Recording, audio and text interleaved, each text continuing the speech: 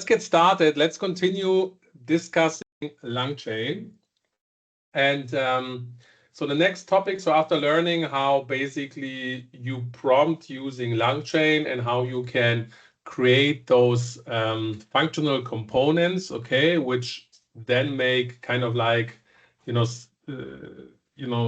sticking things together relatively easy. As well as what's even more important, like interchangeable when it comes to the large language models, right?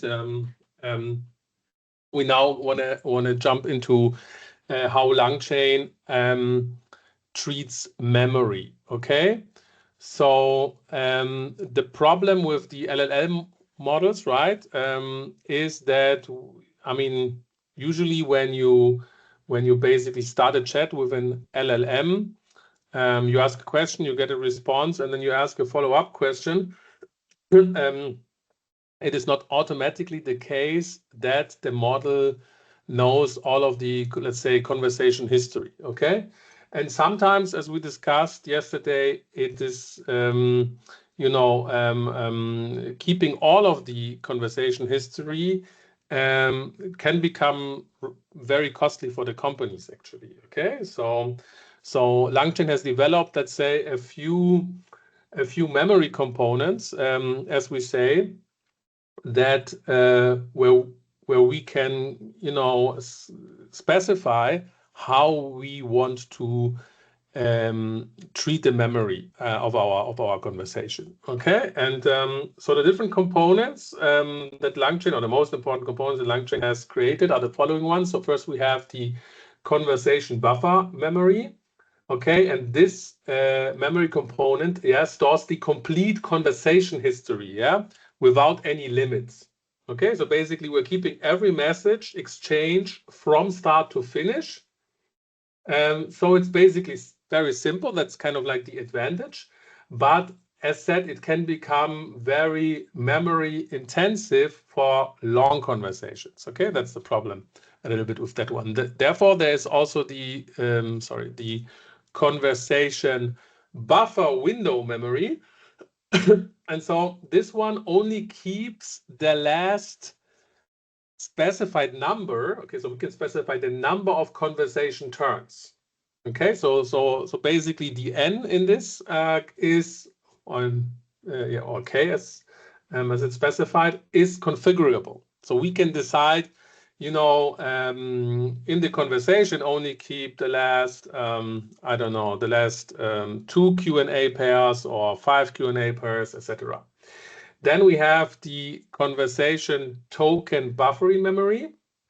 So this one is similar to the buffer memory. Okay, so the conversation buffer memory component, but basically it's limit based on token count. Okay, rather than the message count. So buffer window would be message count, and token buffer would be computing the tokens and then only keep it in the first lecture, right? Yes. Okay, and then last but not least, we have the conversation summary memory. Okay, and so this basically uses the LLM to create summaries of older conversation parts instead of storing the raw messages. Okay, so basically we have a running summary of early conversations. But for long, so basically the advantage is that for long conversations where we need the historical context, we can be, let's say, more efficient in terms of our token size. Good, right? So this is the 4 components we'd like to cover. So again, we're gonna first load our environmental variable with the Open API. Good. Now we set the model variable. GPT 4.0, as said, is for development purposes recommended here when we're using OpenAI. And now we are going to import the chat OpenAI configuration, the conversation chain, as well as the conversation buffer memory. Okay. We start with the basically where we keep all of those components. Okay, this is how we set it up, right? We specify our LLM. When we call the LLM, it should run the chat OpenAI with a temperature 0 and the model to be the GPT 4.1 model. Okay, then we're going also, we're going also create the memory component, that stores the entire conversation history in a buffer, as said. So it keeps track of all the previous messages. And then basically we have our conversation chain here, which ties it all together. So basically it combines the language model with the memory system. Okay, language model with the memory system. To create the, as we say, the stateful conversation, right? So basically every time you hear state, okay, state or statefulness, okay, that means that the LLM is aware of the context. Okay, so this is a specific term used when working with LLM. So I don't know whether you heard it before. Right, so if we put verbose basically equal to false, which then means that the debug information, that is basically the forth and back between our call and the LLM, won't be printed, so it will be kept concise. So we won't see what's happening internally during the conversation, but we can also later on set it to true, and then we're going to see under the hood, so to speak, what did happen in kind of like the conversation chain with the LLM. Yeah. Okay. Good. So, so let's load this one. Okay, and then let's start the conversation. So the input is, okay, hi, my name is Paul. And then the model answers, hi, Paul, it's great to meet you. I'm an AI here to chat, answer questions, or help with anything you need. What's on your mind today? Then I say, okay, what is 1 + 1? 1 + 1 = 2. It's one of the simplest and most fundamental equations in mathematics. If you have any other math questions, simple or complex, I'm happy to help. So you can see like already the 4.1 model, right? It basically wants to talk, right? It spits out a lot of like a long answer, yeah? And then when I basically ask it again for my name, then it knows my name because basically it was provided to the LLM in this, in this first input, user input. So it knows it. So it says, okay, your name is Paul. You mentioned at the beginning of our conversation. If there's anything else you'd like to share or talk about, just basically let me know. Okay. So yeah, if we print kind of like the memory buffer, so we can basically print the memory buffer so we can see everything is stored. Yeah, so we can see human, kind of like my first input, then the first answer of the AI, then me again, then the AI, then me again, then the AI. Okay, so basically, so basically every time, right, we make another input to our conversation, it is stored in this buffer, and so you can see that it quickly builds up and gets bigger and bigger, and it's every time you talk to it, you are generating more and more cost. Okay, which means then, right, if you're kind of like developing something or so, right, you should potentially start a new conversation if you're trying out a lot of things. Yeah. Good, right?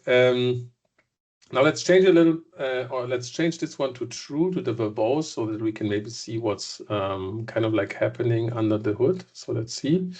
So if we repeat that, and if we run it now, we can see actually what happened under the hood. So we can see entering the new conversation chain, prompt after formatting is the following. So as we can see, this is like a hidden message, actually, a system message. You probably heard about that, but we can see if we use basically the API, it does kind of like configure a specific system message that comes with my input. Okay, and we didn't know that, right? So basically here it is stated The following is a friendly conversation between a human and an AI. The AI is talkative and provides lots of specific details from its context. Okay, that's written here.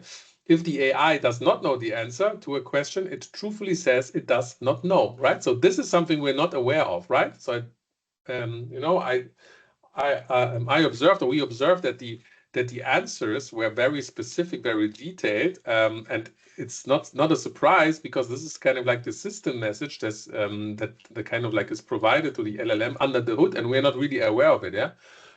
But now, as we are aware of it, we could kind of like change it, yeah, you know, potentially. But basically, this is, you know, I mean, this whole chain basically is feeded in as an input to the LLM, and then basically we get so when the chain is finished, we get our response. Yeah. Then the next one, right, is again, we can look under the hood, because the verbose statement is set to true as set. Then again, the system message, and then you can see the current conversation is loaded in, but it's not only basically the second input I've provided, but again, under the hood, you can see that also the first input and the first answer of the AI is provided to the LLM, right? So we didn't see this right away, but with the verbose statement, we can actually see what's kind of like happening. So you can imagine how, you know, important this could be when we are, you know, when we want to really understand why the AI responses in a specific way, and basically how we can change its behavior. And then the last one was, okay, what is my name, right?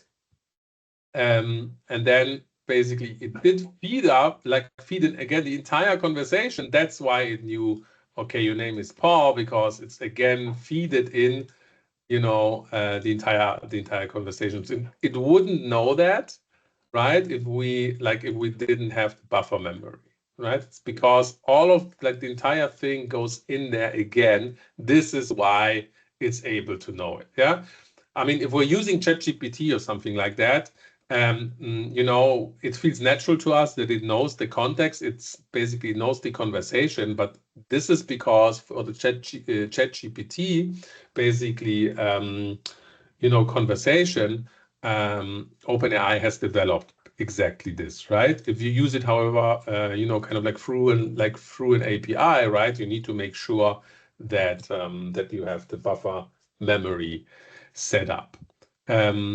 Yeah. And then, yeah, we can also, another nice function is we can actually load the memory variables into a dictionary. Okay, so you can see here, we can see basically the dictionary here, right? Kind of like, you know, the history. And then, yeah, and then basically, yeah, and then basically we can kind of like, you know, store it, and then, you know, continue to work with that. Good. So let's load it once again, and from scratch, and let's now put in kind of like a pre-made, let's say, like a pre-made conversation. So the input is hi and the output is, you know, what's up. We can print the memory buffer, then we can see, okay, right, now we have the conversation in the buffer. Okay, so that means, you know, this is how, you know, potentially you can also kind of like preload specific context with respect to, I don't know, your like previous chat history with your customer, or additional information that the LLM needs to know about the kind of like the customer, or basically providing kind of like also kind of like training data. We can actually do that as well. Good. Now we can again load the variables. We've got the, you know, the history. Then I can start here in a dictionary. Yeah, and then basically once again. Good. So let's move on to the next one, the conversation buffer window memory, right? So as I told you, like with the problem with the regular conversation buffer memory component is that it, like, we cannot specify like how much of the conversation is used. It's always going to be the entire kind of like conversation. So really here, your cost could explode, basically, right? So this is why this conversation buffer window memory has been created. So we import that, and basically this is how we again, initialize or basically set up the memory, the memory component, the buffer window memory this time. And with this specification k equal to 1, yeah, we can specify basically how many, let's say, like how long the conversation chain should be that is going to be reused basically in my next chat conversation. And here, if I specify it to be 1, okay, and then I'm simply simulating a conversation here, or basically we have hi, what's up, and then not much, just hanging, and then cool, right? So we have, basically we just made up a conversation. We save it into context, and if we now load the memory variables, we can see that only, right, the most recent, so only this, conversation input and output is still in memory, and this one is not, right? So we can basically choose whether we want to keep 1, 2, or 3, right? By just adding, k equal to 1, 2, 3, or whatever, and then you're basically using the buffer window memory this time. So let's try it out once again. So let's now here come back to our conversation chain, where we again initialize OpenAI's LLM model. And then we chain it together, like the memory together with the LLM. Let's keep both false like for the moment, and now I'm gonna ask it again. Okay, hi, my name is Paul. It will answer like before. Hi, Paul, it's great to meet you. I'm an AI here to chat, blah, blah, blah. Now, what is 1 plus 1? Again, it answers 1 is equal to 2. It's one of the most important arithmetic operations. That's fine. And now I will ask it for my name. And now it says, I don't actually know your name unless you tell me. If you'd like, you can share your name and I'll remember it for the rest of our conversation, right? See that? Now it doesn't know my name because the name was kind of like the first, basically the first conversation, turn, as we say. And this was the second, and we specified it should only keep the most recent conversation turn, and that's why it doesn't know my name. With the conversation token buffer memory, okay, and for that we need to install what is called the tick token library. And basically what the tick token library does is basically it's the OpenAI's official tokenizer library. Okay, so it can count tokens, okay? It can also, however, calculate costs, and it can also basically, optimize prompts, okay? So it's a little bit everything to do with tokens and basically the general input of the kind of like the user. Yeah, so we gonna load the conversation token buffery together with OpenAI. Again, we use temperature 0.0 and the model name. This time I use ChatGPT-4. For some reason, this memory component so far doesn't work with the most recent model. Okay, it doesn't work with the 4.1. So I then decided to use the GPT-4. Okay. Okay, so let's load this. Yeah, I think I have the tick token installed, but let me just run it right again. Yeah, good. Now we're gonna put in kind of like a conversation, and up here we are setting up the memory, okay, with our LLM, and now we can specify the maximum token limit. So we can basically say, limit the memory that you send to the LLM from the previous conversation to 100 tokens. Okay, so if we do that, and then we're going to load the memory variables, then we can see, okay, charming is in there. If we go back propagation is what, and then amazing, and then AI is what, right? So it's basically all of it is in here now, right? And now if we change it to, let's say 50, and we load it again, it's showing everything. Let's make it 10. Okay, now you can see it's only charming in there. Okay, so we can say, put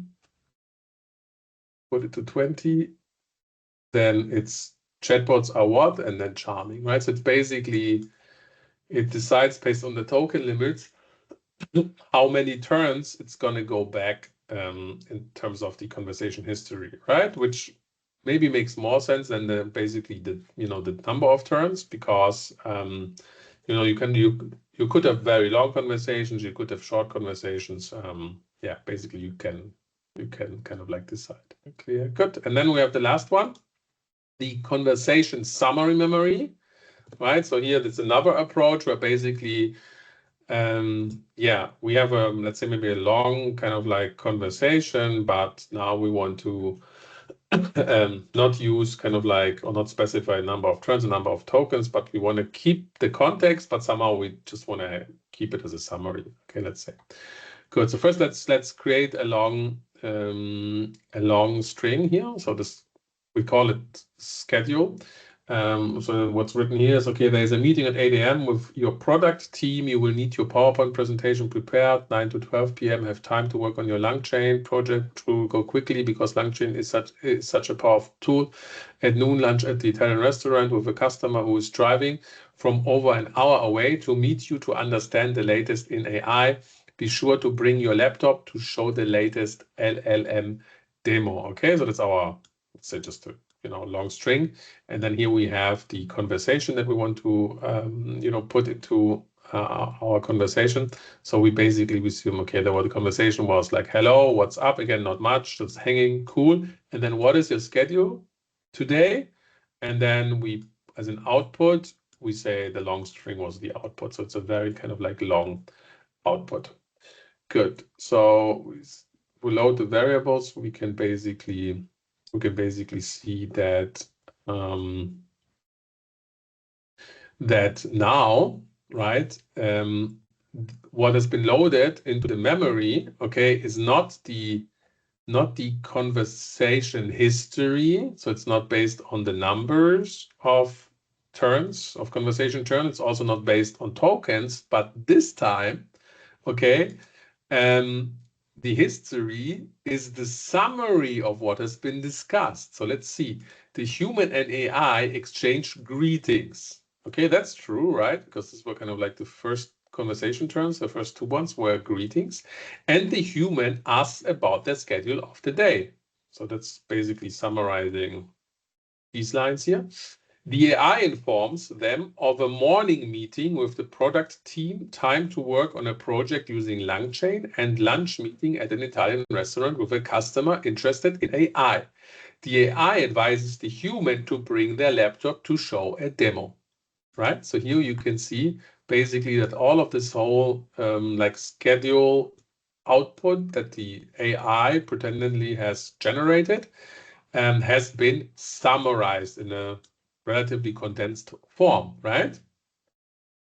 And so now we can, now as we know what's inside the memory, we can again set up our conversation chain. And now let's talk to the AI once again. So what would be a good demo to show, we ask.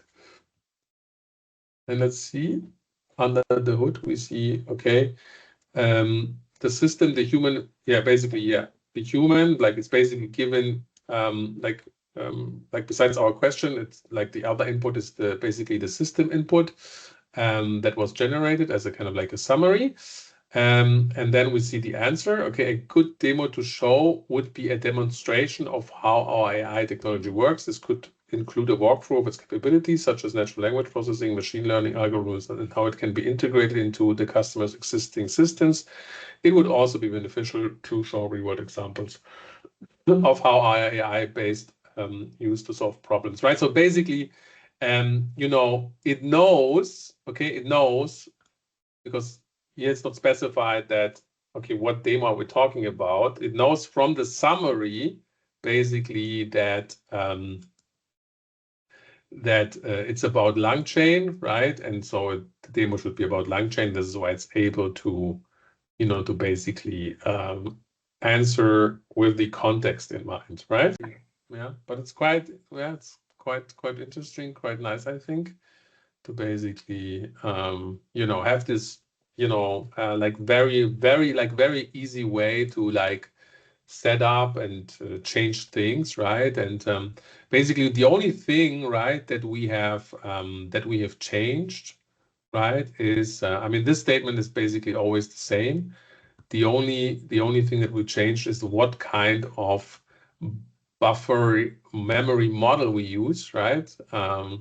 So yeah, it's also specified here, right? So it's basically only this we need to change. We can play around with those 4 different models. Okay, great. So let's look into chains in Langchain, right? So basically an LLM chain, I mean, that's the basic building block, okay, that combines an LLM with a prompt template, as we've seen before. So basically we covered that. So, right, so it's basically,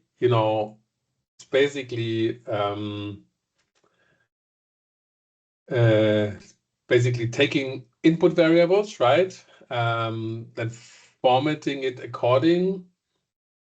formatting them into a prompt, and then it sends it to an LLM and then returns the response. Okay, so it's basically it's a single step in a workflow. Then the sequential change, or starting for you with the first one, is the simple sequential chain. Okay, this is basically where chains, yeah, are linked in a simple linear sequence. Okay, where each chain has one input. Okay, or basically, yeah, every chain has one output, and this output is fed into the next chain's single input. Okay, so for example, you can think of it like that, basically, right? So if we have,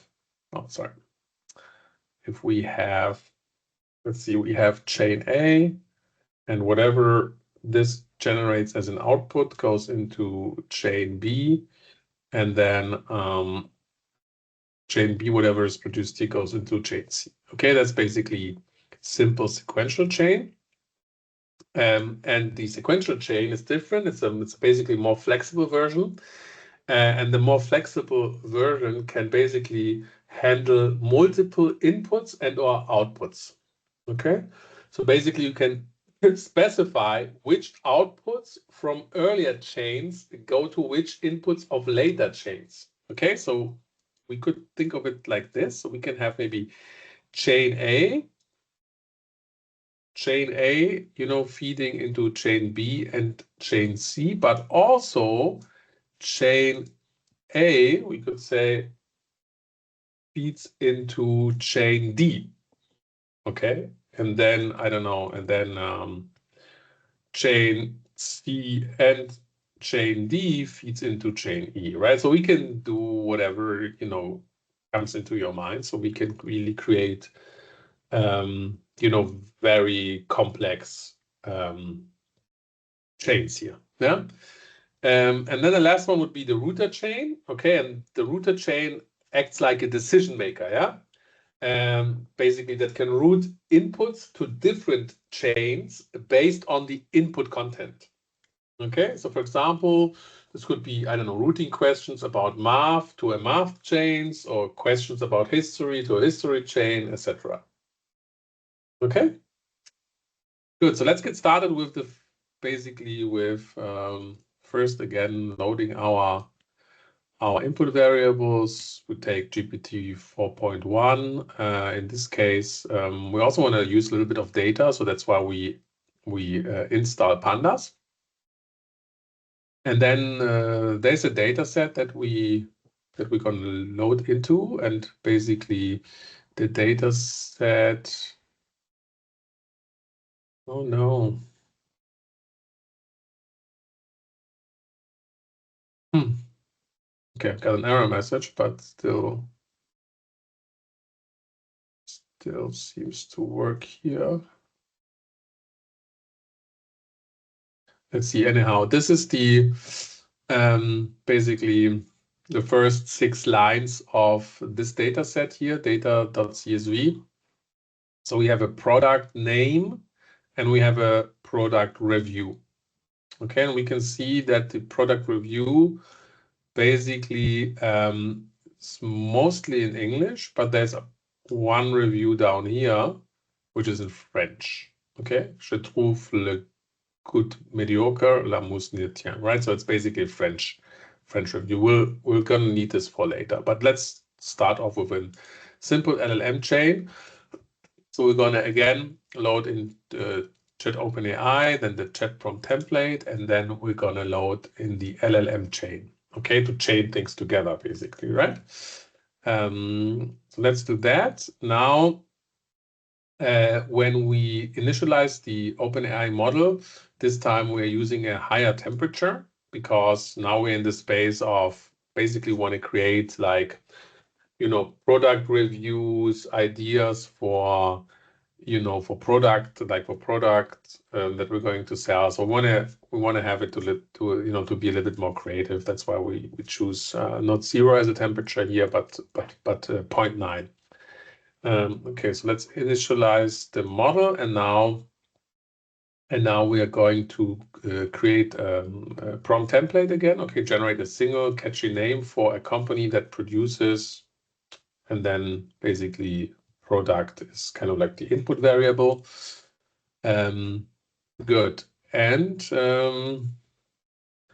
yes, then we're going to create the chain, and now we use our first kind of like product, which is queen size sheet set, okay, which will be, you know, the input prompt for our LLM chain function that will run basically, and it will run using this template here basically, and it will generate a single catchy name for a company that produces queen size sheet sets. Okay, so it did came up with one. Dream Majesty Sheets, it's called. Okay, it's not too bad of a name. So yeah, so this is basically more or less like a repetition of our LLM chain creation. Now let's move into a sequential chain, right? So we want to have a chain that, you know, takes the output of one LLM model, and then this is going to go into as an input into the next LLM model. Okay, so we're gonna load it basically first. Again, 0.9 and the LLM model, yeah, from above. Again, we're gonna create the same chat prompt template, and so our first prompt is going to be, or basically, when we create our template, basically we will designate this to be our first prompt. Okay, our first prompt is generate a single catchy name for a company that produces a specific product. This is kind of like chain number 1. In chain number 2, yeah, we want to write a 20-word description of the following company based on the name that you've basically generated, based on kind of like the company name. Yeah. So this will be our second chain. And now here we can basically you know, tie it all together. Yeah. So here basically is we can link those 2 chains together in a sequence. Okay, we can see it here. The chains are first, chain 1 should run, which is basically generate a single catchy name for a company that produces a specific type of products. We still need to input the product, right? And then in chain 2, right, basically this prompt is executed afterward. So where the LLM should write a 20-word description for the following company using the name it has created before. Okay. Good. And we put verbose to true so that we can print all of the, or that we can see all of the detailed information about what's happening in each step, yeah, including the, so to speak, intermediate steps, right? So this will be interesting. So let's see. Let's see what's happening.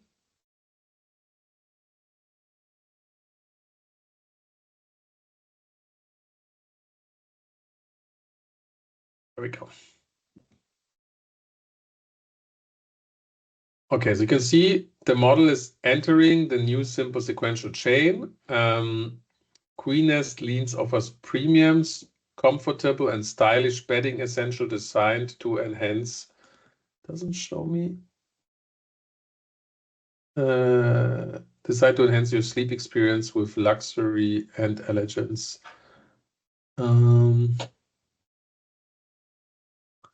So it did show me that it entered this simple sequential chain. It does present me with the product description, but for some reason here, unfortunately, it doesn't show me the entire. Oh, now it goes.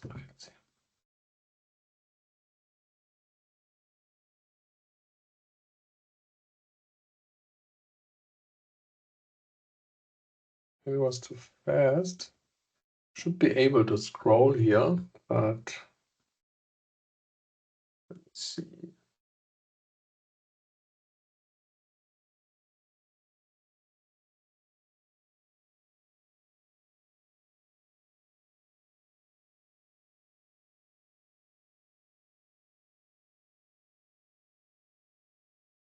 Yeah, we don't see, but basically, right? The name that was created, okay, seems to be Queen-nest. So they created a new name, and then the description was then Queen. Okay, so here, basically here was the name created, the Queen-nest linens. This was the output of the first chain, sorry.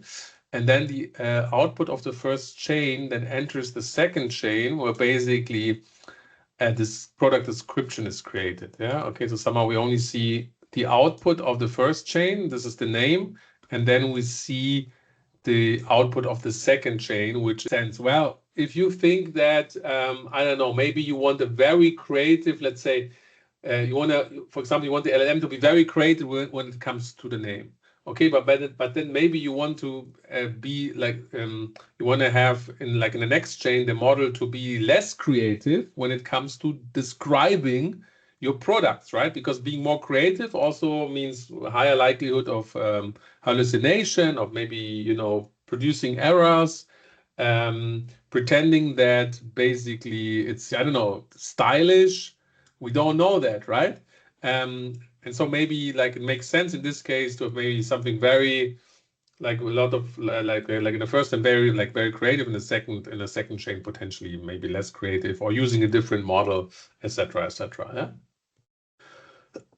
Now let's move on to the sequential chain, where we can be more flexible even. So let's create a couple of prompts. Again, we keep temperature at 0.9, but we create a couple of prompts. The first one is going to be translate the following review to English. Okay, and we put it into, you know, as chain one. So we create a chain, but we will later stick together. Then we create this, you know, a second prompt, and feed it into the second chain. Okay. Then, and here it's written, can you summarize the following review in one sentence? Then we create a third chain. What language is the following review about? Okay. And basically now we are going back in terms of the input here. You can see it's not the English review that is taken as an input. So it's not using chain 2, but it's using chain 1. Here's the review. Okay, so basically we want to translate it, then summarize it in English, and then the third chain, however, should go back to the output of the first chain and then tell us about what language this is. I mean, we did see before that one of those comments has been in written in French, okay? And so it should be able to detect that this is French language, but that's the third chain. And then there's a fourth chain. We ask the LLM to write a follow-up response to the following, the summary in the specified language. Yeah, so summary in the specified language, basically. So it should write a summary, about this review in the language that it has detected before. So we need as an input the summary from chain 2 and the language output, identification from chain 3. Good. So let's also initialize that. And here now we can put this all together. Yeah, here we can put this all together into the sequential chain, where basically the chains are chain 1, chain 2, chain 3, and chain 4.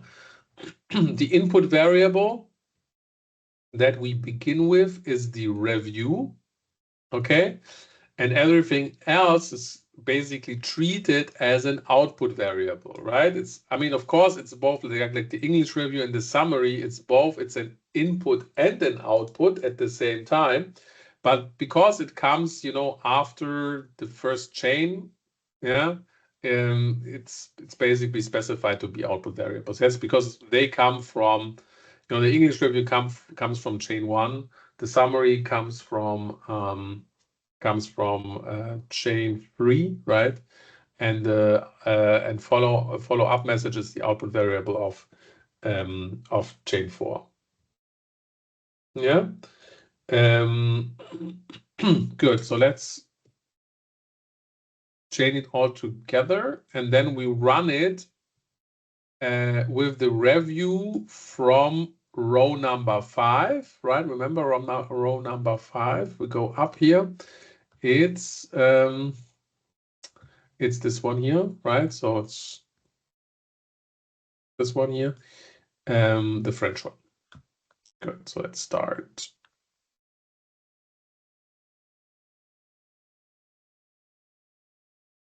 Okay, now we're entering the sequential chain. Okay, now we can see the first input is the review from row number 5, right? Je trouve le goût mediocre, la mousse ne tient pas, c'est bizarre, etc., etc. Then this first chain creates as an output the English review. So here's the translation of your review, it says. I find the taste mediocre, the foam doesn't last, it's strange, I buy the same ones in stores and the taste is much better. Okay.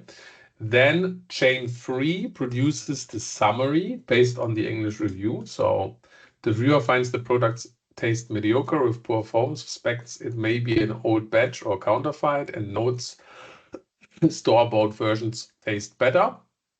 Okay, and then chain 4 takes basically,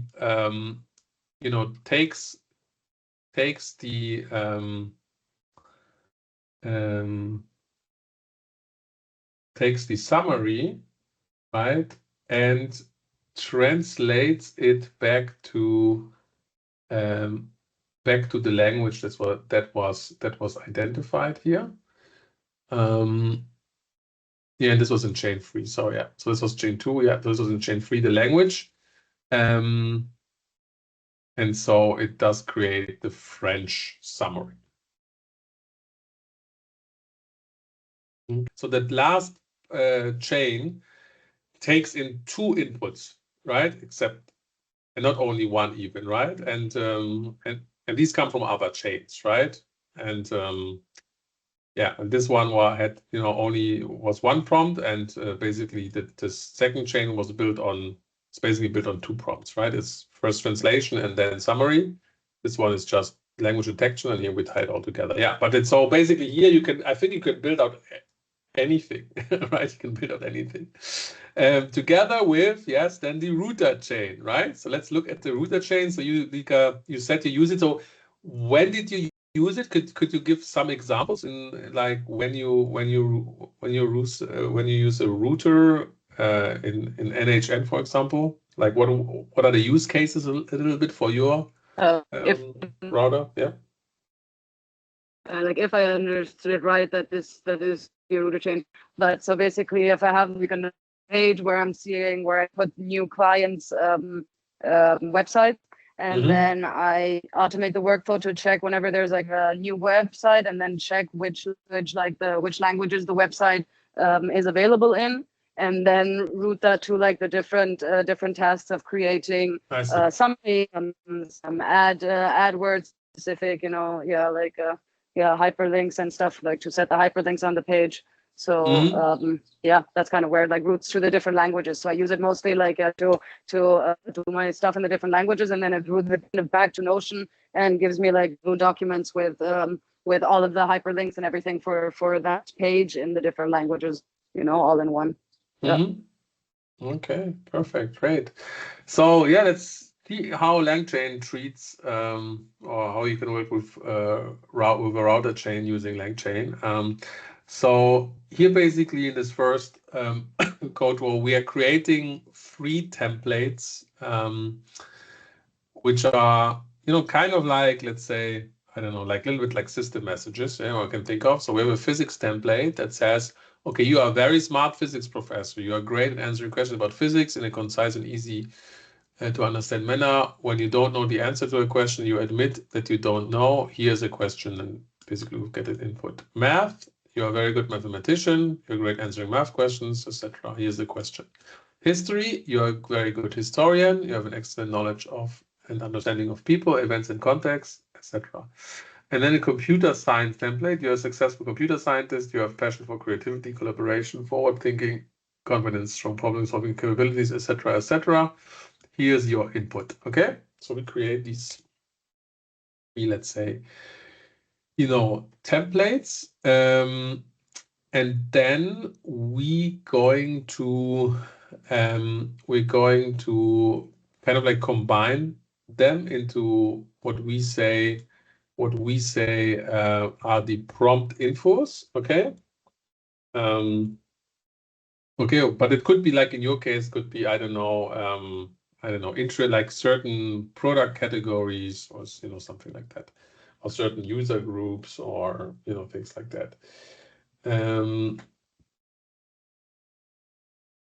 Good, right? So basically, through this prompt infos, right, we're specifying, or we are defining the routing information here for a router chain.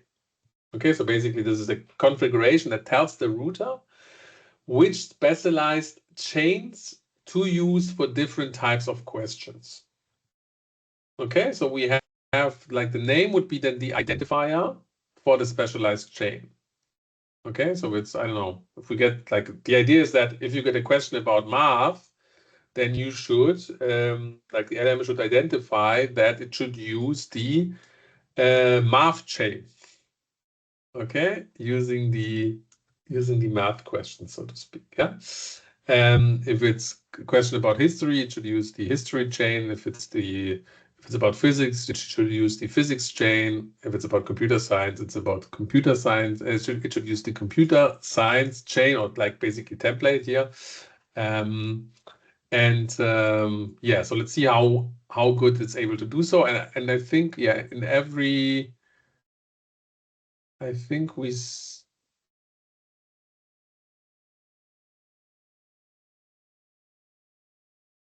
Yeah, okay, good. And then the description, this is important because this tells the LLM when a specific chain should be used. Okay, so it's not, so basically it's going to use the history chain only when the input, so to speak, by the user is considered to be somehow related to history questions, right? Then that's good for answering history questions, then it should use this chain. If this one is good for answering math questions, then it should use math. This is good for answering questions about physics, so it should use the physics. Okay, well, we can provide much more description, of course, right? So basically, when the user asks the question, yeah, the router examines the question and compares it against the description, right? So we could make the description actually much more detailed. Okay, we can work this out so that the router works better. Yeah. And then based on the matching of, let's say, the question and the description, then the router will decide what chain is going to be used. Okay, and then the selected prompt template, whatever it is, it's the 4 ones that we defined here above, will be executed, and then we get a, as we say, a domain specific response in return. Good. So let's do that. Let's load from Langchain chain router with the multi-prompt chain we need to import this time, the LLM router chain, and the router output parser we need, and then again our prompt template. Okay. Gonna initialize the OpenAI model. Okay, and then here basically we're going to kind of like we're going to build the actual chain and the routing information, from the prompt info configuration basically here. Okay, so what this code does, yeah, it basically loops through each prompt info. Okay, so each of the prompt infos, p info name, so it's going to loop through all of these one by one. And then it will create the actual LM chain objects. Okay, and so the result will be actually a dictionary. Okay, it will be a dictionary where we have as the key, we will have basically the name, either physics, math, history, or computer science. Okay, and as the value, all right, we will have this basically this function here. So basically the execution, of the respective prompt template. Okay, which is basically created in this in the step before here. And then the last one here, destination chains name equal to chain. This creates basically router descriptions.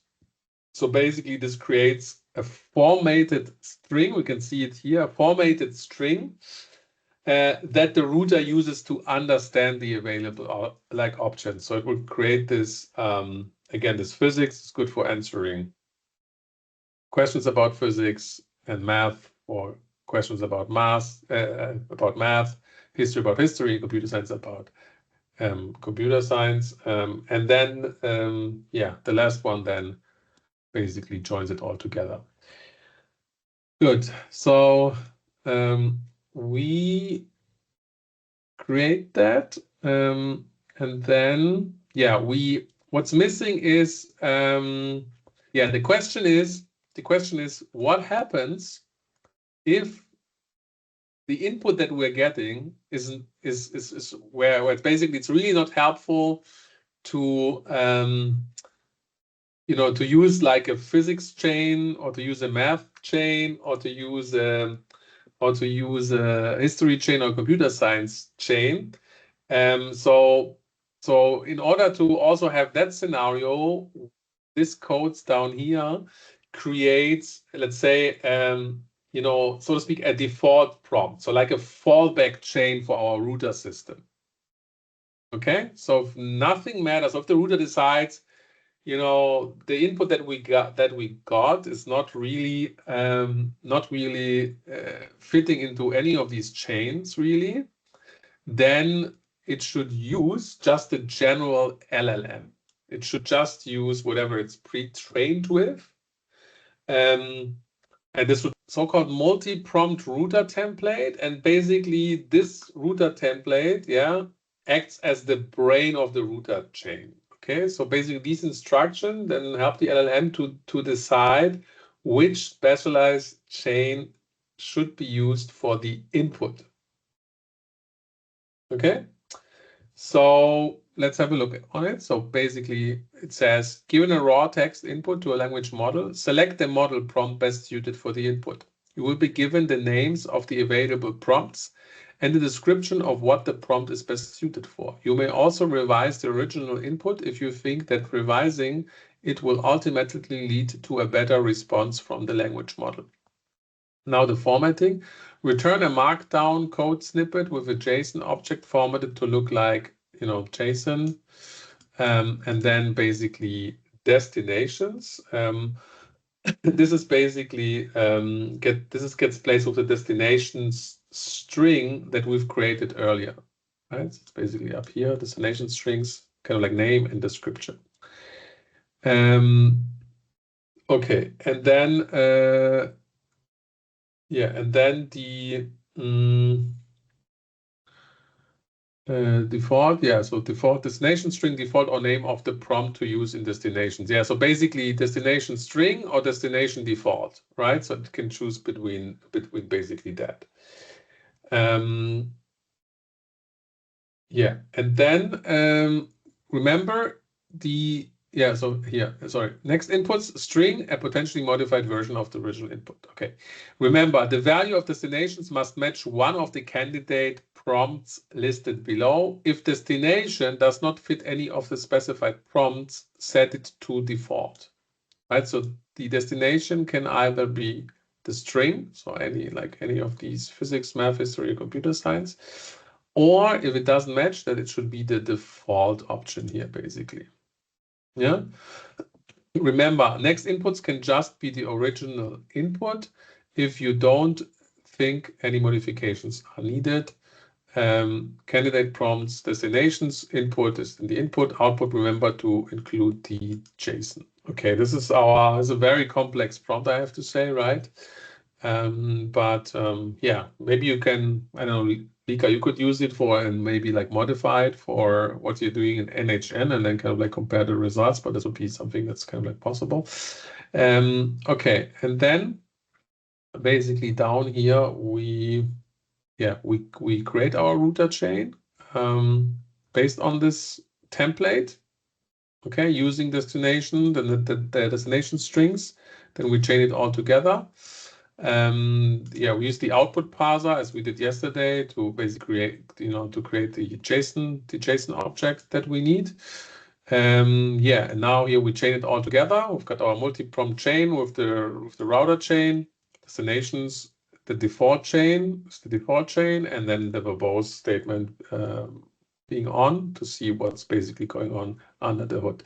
So let's see. Our first question for the chain for the router is, what is the black body radiation?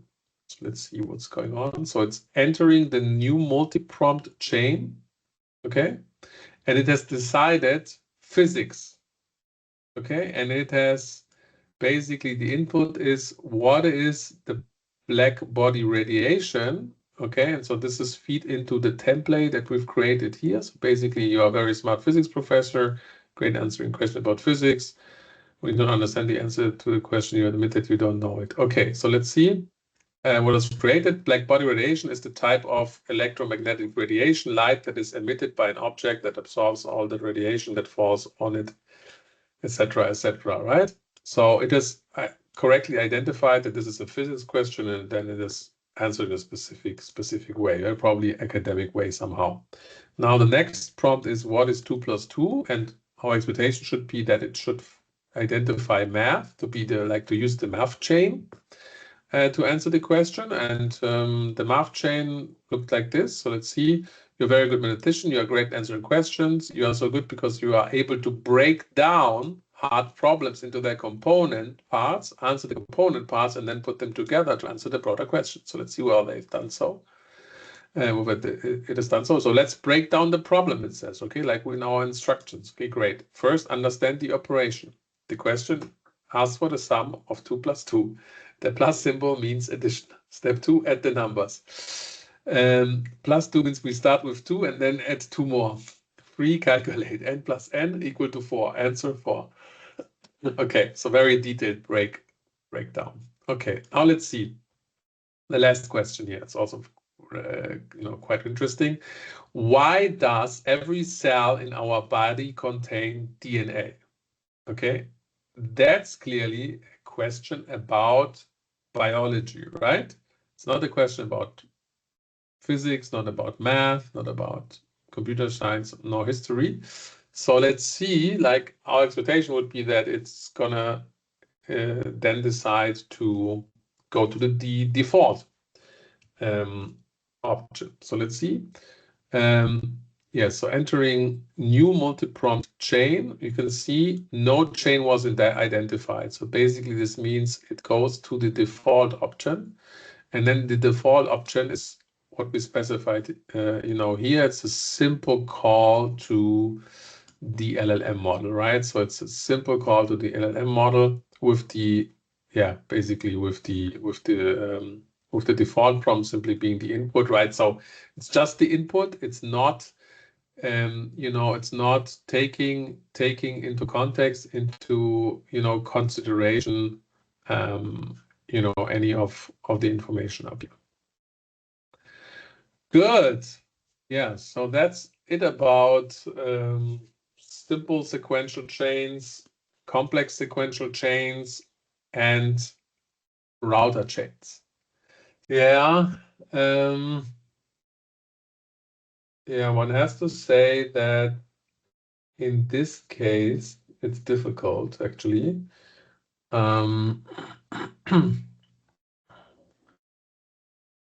Because it's basically it only like the router only takes one destination. So only on the best fit. So then I mean there are even potentially even more issues, Lika, like with that. It could even be that the router getting the same input and then could go like two similar, like two chains to answer the question, could maybe in one moment decide for one chain and the next moment decide for the other chain, right? So this is not only kind of like harvesting, kind of like the best information, or like like getting information from basically two specialized chains or LLMs, but it can even lead to like inconsistency in the answers. It could be that if you have some question, I don't know, I don't know if you should calculate the trajectory of a projectile. Okay, this could be a math question. This could be like a physics question, right? The router might choose physics, but it could also choose math, right? Or if it's like, I don't know, like also like algorithms. If there's a question about algorithm, it could also fit math. It could also fit computer science, right? Yeah. So yeah. So the only way you can we test that?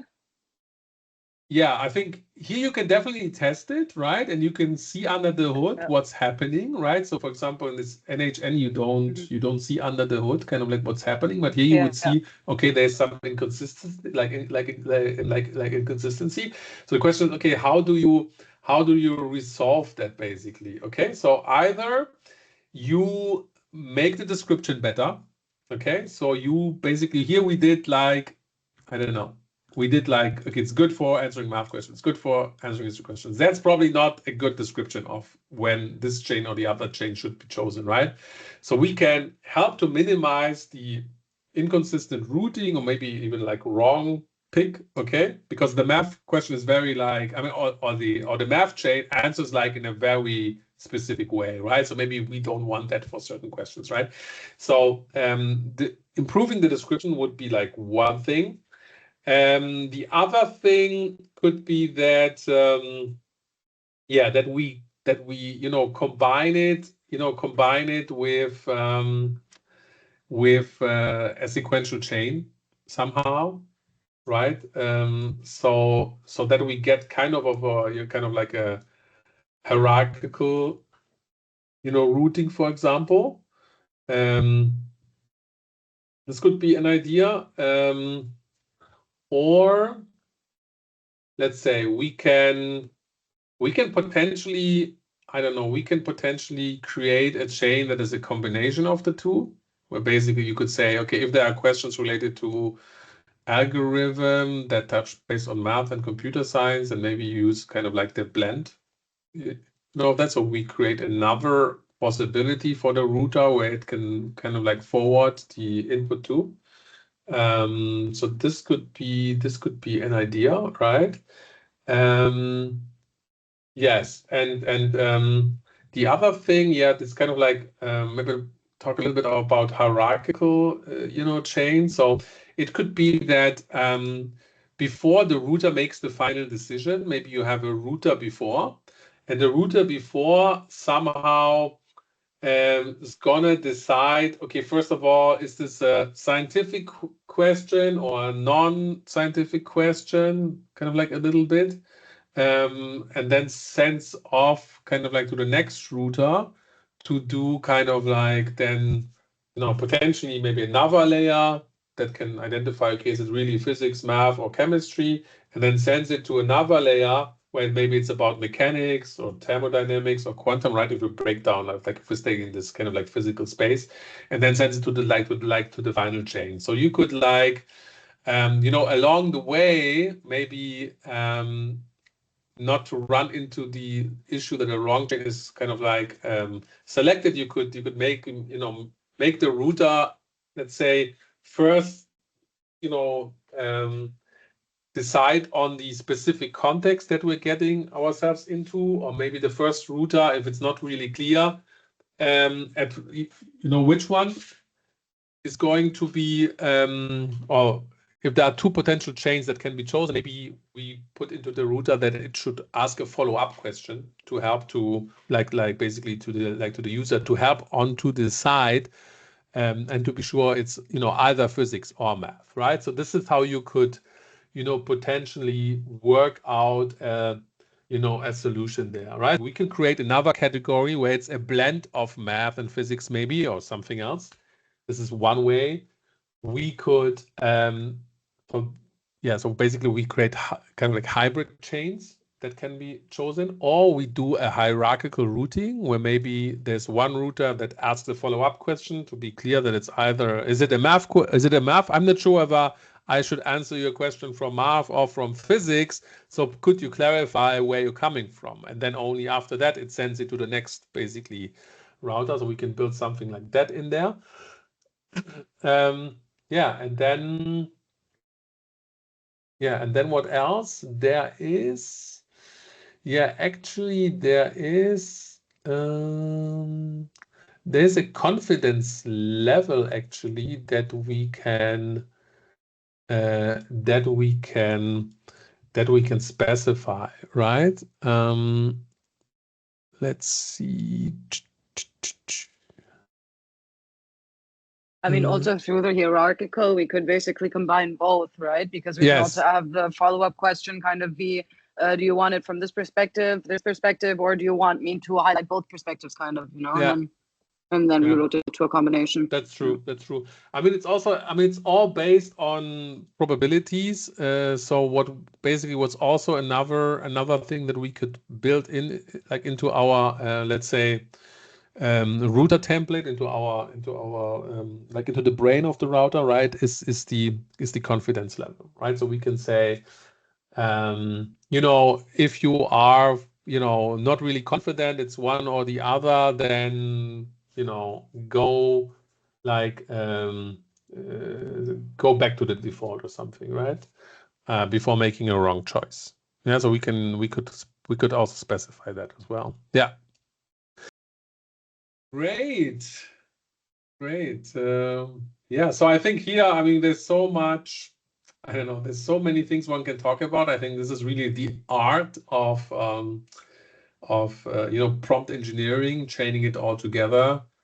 So this is something I think, yeah. So, like in my opinion, this would be, become a new profession, okay, where you basically building out all of this logic in the most efficient way.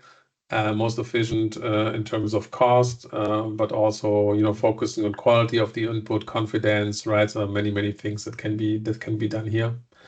And so yeah, so this basically, you know, I do find the most fun part, I think. But yeah, okay. So here's basically one of the editors, like the new generation editors that I talked about yesterday.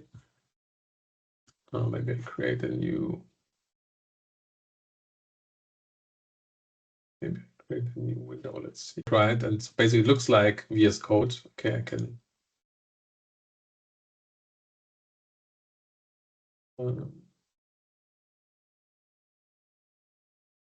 Yeah, make it the classical dark code. Okay. So basically, they have forked the VS Code, and now I can show you what basically how powerful it is. So let me first of all initialize a project. I don't know, let's call this book scraper demo. Okay, and I don't know whether you know the UV Python package, but basically, you know pip install where you install the packages, but the UV library actually handles version control much better. And it's, yeah, so we have it here, book scraper demo, it's in here. Yes, it did create git ignore file for handling version control, create a README file. It created, yeah, basically the dependencies. And the way I install packages is fairly easy. I can, for example, say UV add pandas.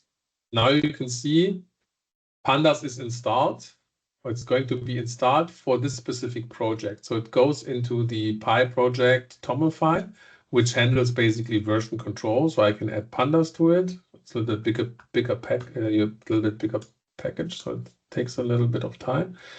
But it's definitely much faster than if you install it through pip. What the agent can do here, the kind of like the IDE agent, right? So we can do the following. Okay, I want to build a web scraper using beautiful soup. Please install all necessary dependencies for this project using UV add. Okay, that's what I tried before. That didn't work. So let's see what's happening. Okay, so it answers. First, I need to check if you have an existing Py project file. So it looks into this one here. Then it says, yes, I can see it. It's kind of like in here. And then it basically says, okay, we need the following. We need beautiful soup, we need requests, and we need this one for faster HTML parsing. Now it creates the same comment like I tried with pandas, UV add beautiful soup for request and XML, and I can actually accept the comment in a designated terminal here. Okay, so basically it creates the terminal, all right? And then it has added scraper demo.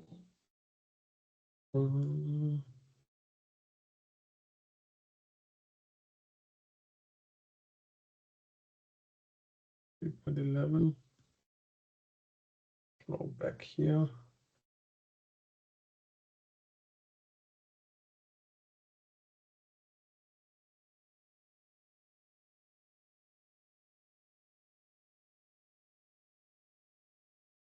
Okay, now you can see it. Okay, so now you can see it has installed the dependencies. Beautiful soup 4 with this version, XML this version, and then that version. Now I notice, okay,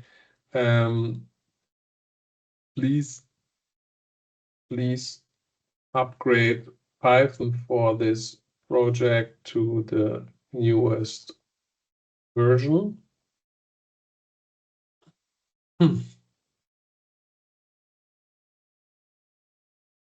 So it says Python 3.2 is the latest stable version, so I'll update the requirements. So now you can see it goes into the file that creates. So this time it's not using the terminal, comment, but it goes directly into my file here, and it says the red one here should be eliminated and the new one here should be added. So if I accept that, it basically accepted the change inside the code. Okay. This ensures your web scraper project will be used the most recent Python. After the update requires Python line in your PyProject. Toml now looks like this. Your project is now set up with the following beautiful soup, etc., etc., etc. Right? So basically, if I would send you this project, you could actually through UV sync, just do UV sync, it will sync like all the dependencies based on this Toml file, and you would have everything installed. You would not need to do it like one by one, but you would have it all kind of like installed. Good, but let me show you what we want to scrape and how quickly we can do this. So there are many designated websites that were made intentionally to being able to scrape. So there's this website bookstoscrape.com, and here we have kind of like Amazon in the early days containing books. Okay, and then there are books on this kind of like on this page, and then there's a next page, 50 pages basically. Okay. Now the way we could scrape this is as follows, right? When you click on the right click and you click on inspect in your Mac, you can basically hover over those components. It will tell you what this component basically is, right? So for example, in here, inspect, we can see, okay, this is the title of the project, right? So we can potentially copy, let's say, the full XPath, and then go back to our model and then say, okay, we want to scrape book titles from the following website. Book titles, to give it a little bit of help. Okay, book titles can be found here. Okay, so we'll give it a little bit kind of like the reference where you can find book title. What else? We need the price.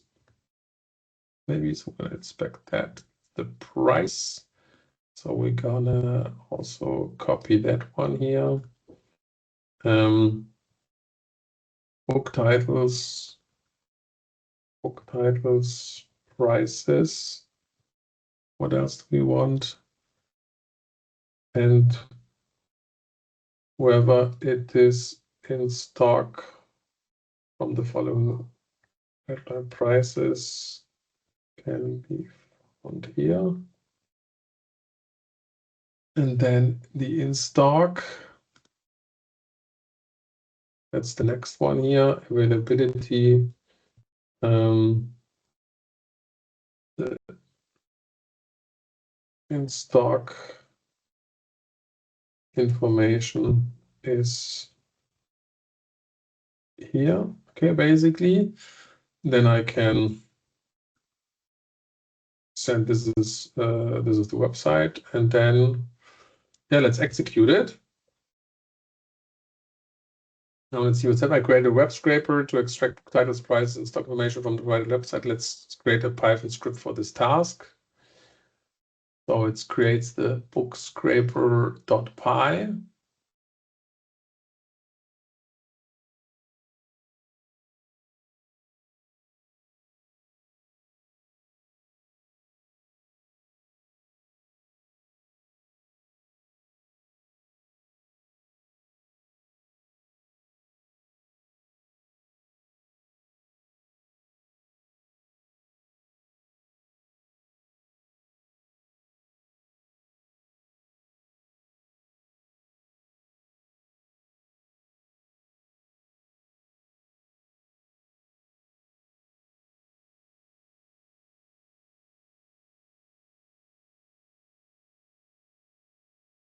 And there's some issues with the version. I think the Python version here, he forgot to change that one here.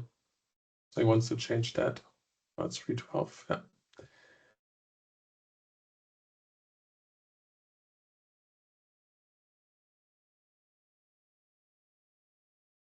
Now it created the file. So you can create the file, and then now it's importing our what we've installed, for example, Beautiful Soup, etc. Okay, create a page. Let's see. Wants to create also a books data CSV file. And now let's see. Here it is. And we got title, price, and in stock scraped from this first page in here. Okay. Yeah, so you can see it was pretty fast. And now we could potentially, you know, we could say, okay, there is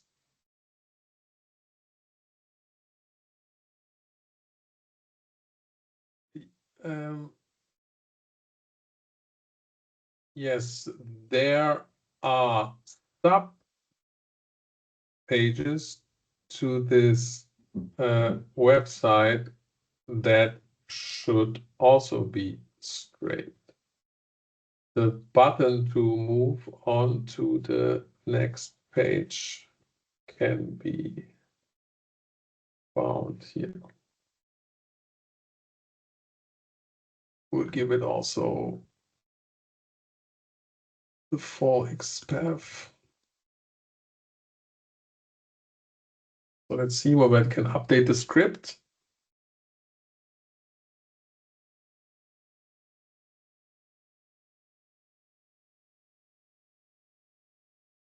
So let's see. Actually, so I know this website quite well, and actually, when you look at it, so this is the net reference to the next page, page 2 HTML.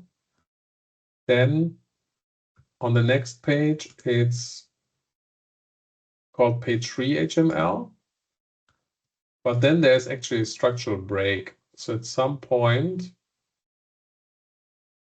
it's yes, let's move down a little bit. Page 5, page 6.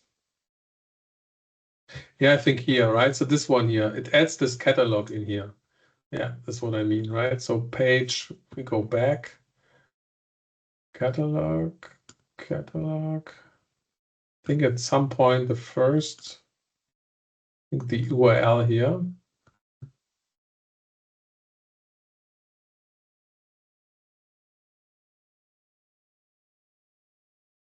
Okay, no.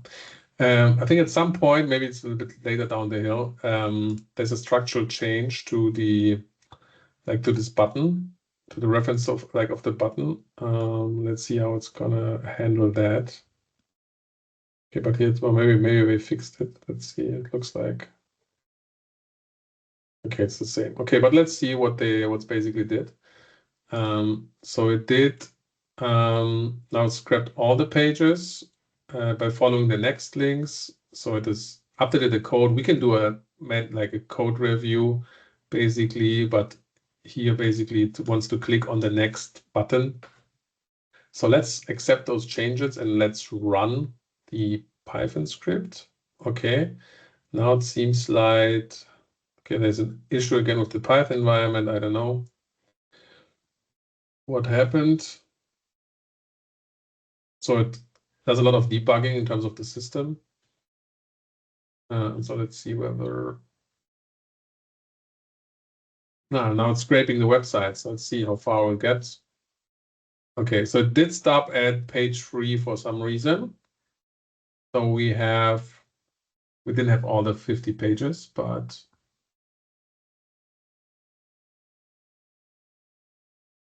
let's see.